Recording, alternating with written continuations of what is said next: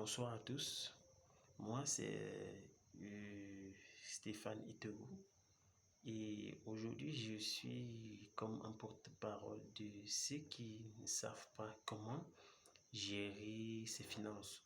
Déjà, aujourd'hui, nous allons parler de l'éducation financière. Oui, du plus bas niveau jusqu'au plus haut niveau. Déjà, la première des choses que vous devez connaître, c'est que beaucoup de jeunes cherchent qu'une seule chose, beaucoup fréquenter et trouver du travail à la fin. Pourtant, c'est quelque chose de très difficile. On ne peut pas beaucoup fréquenter et trouver du travail directement parce que c'est compliqué. Par exemple, prenons par exemple sur la basse classe sociale. Oui, d'où je viens. Ouais, disons comme ça, d'où je viens. Lorsqu'on était plus jeune, chez nous, pour aller à l'école, c'était très difficile. Je devais faire beaucoup d'efforts, plus que les autres, pour pouvoir avoir une éducation assez digne de ça, de cela. Comment est-ce qu'on faisait? On partait dans les chantiers, on partait par si on se cassait le corps, juste pour avoir de l'argent. Tu amassais assez pour venir payer non seulement le logement où tu vas vivre, en même temps payer les études en même temps.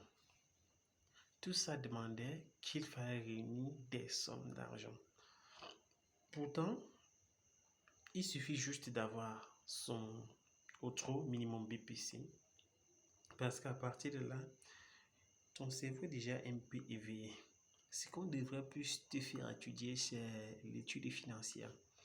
Connaître comment chercher de l'argent, dans quoi est-ce que tu dois investir, dans quoi est-ce que tu dois te lancer pour que ça donne.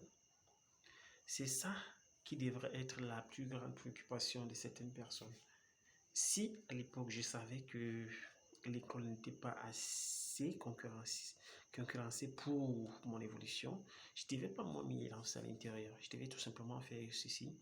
Une fois que j'ai obtenu mon PPC, forcément, je devais me lancer pour faire quelque chose.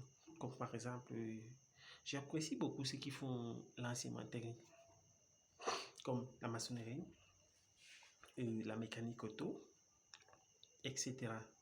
Pas la mécanique auto, par exemple, que je vois que j'en font de nos jours, où quelqu'un a un master en ceci, en blablabla, tout ça, mais il n'a pas d'expérience professionnelle.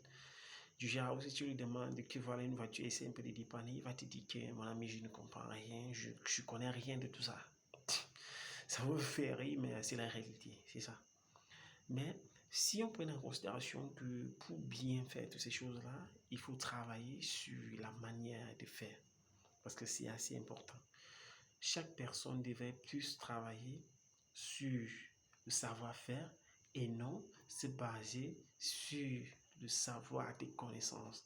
Parce que avoir trop de connaissances qui n'ont rien à voir avec le processus de la vie que nous menons ici en Afrique est totalement quelque chose d'inutile de nos jours.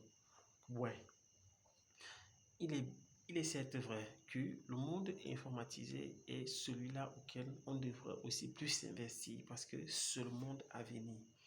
Mais pour que cela arrive, on se doit aussi de faire beaucoup d'études. Je comprends. Déjà, tout le monde n'est pas fait pour les études. Moi, je peux décider que j'ai mon cap, simplement mon BPC, je m'arrête là. Et ensuite, je me lance dans beaucoup de choses, comme par exemple le commerce.